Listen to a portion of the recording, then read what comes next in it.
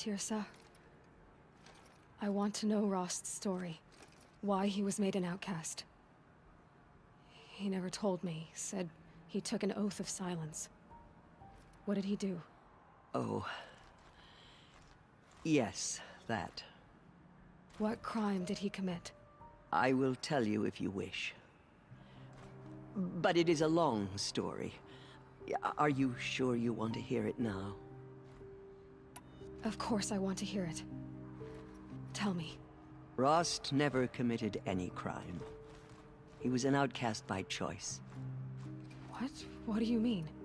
Many years ago, before the derangement, before the Red Raids, a band of murderous outlanders, 12 in number, struck without warning.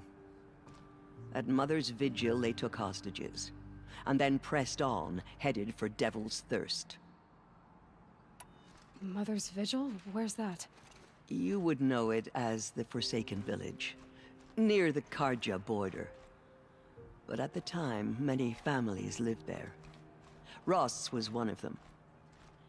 His mate was killed fighting the Outlanders, and his daughter was among those taken hostage. His daughter? What was her name? Alana. She was just 6 years old. Nora Braves couldn't stop 12 Outlanders? Or rescue the hostages? It was quite impossible.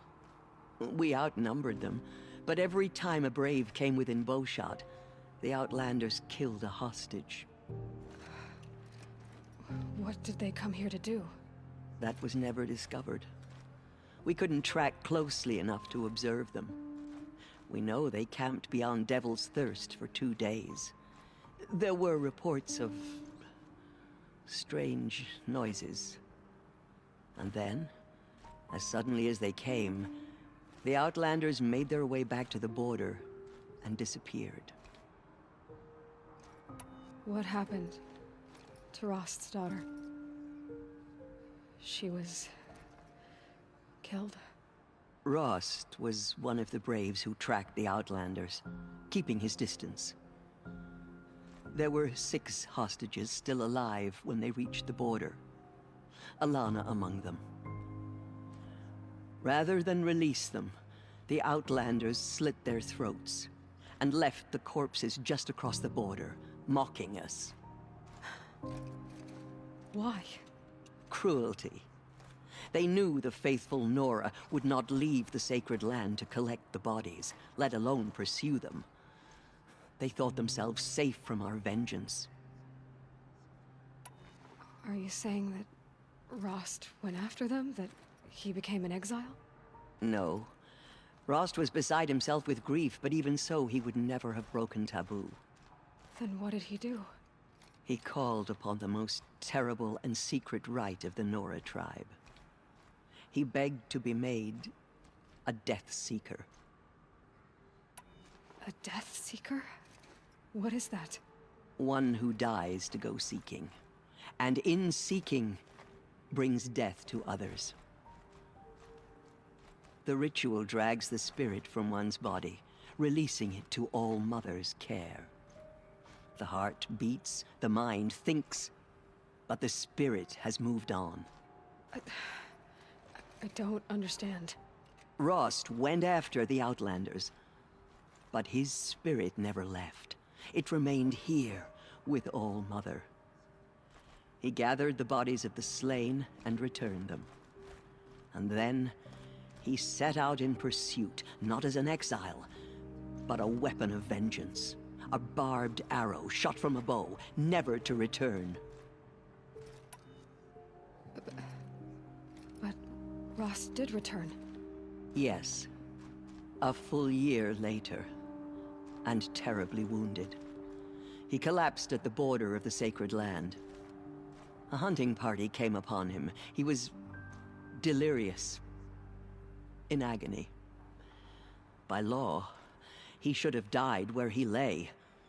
But one of the hunters broke taboo, and reaching across the border, she dragged him to our side. Who was she? A brave who'd lost a mate and 2 sons to the very outlanders that Rost pursued. So, Rost never finished his mission. To the contrary, he killed all 12. Tracked them to disparate places the world over, he said. Meridian, Ban-Ur, the Claim, Utaru Land, further even, into the Forbidden West. The last he killed nearly got the best of him. Wounded, he stumbled and crawled back to us, hoping to die as close to the sacred land as he could. He never expected nor asked to be dragged across the border and nursed back to health. That was done to him, leaving us, the matriarchs, in a difficult position. Why couldn't you just welcome him back? Rost had been made a Death Seeker, Aloy. He no longer had any place among the tribe.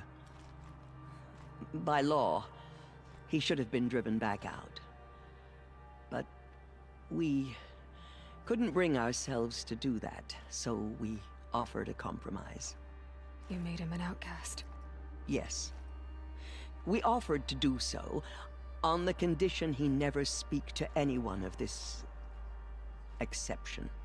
After all he did, all he suffered, to be declared an outcast was his reward. He never expected to live another day in the sacred land, let alone the embrace, so close to the goddess. He resolved to spend the rest of his days in solitude, and was happy to do so. But then you found me, and gave me to him. Yes. Another compromise.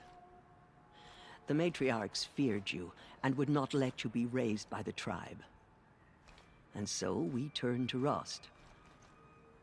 I knew that he would take care of you, bring you up, teach you to worship All-Mother and respect the ways of the tribe. He certainly tried anyway. You took a man who'd lost his daughter and made him raise an infant girl? Doesn't that strike you as callous? I'm inclined to think the course of events has shown the wisdom of our choice. And I'm quite certain that from the moment he laid eyes on you, he saw you as a gift, and never a burden. All right, Teersa, that's quite a story. I should be going. May the goddess protect.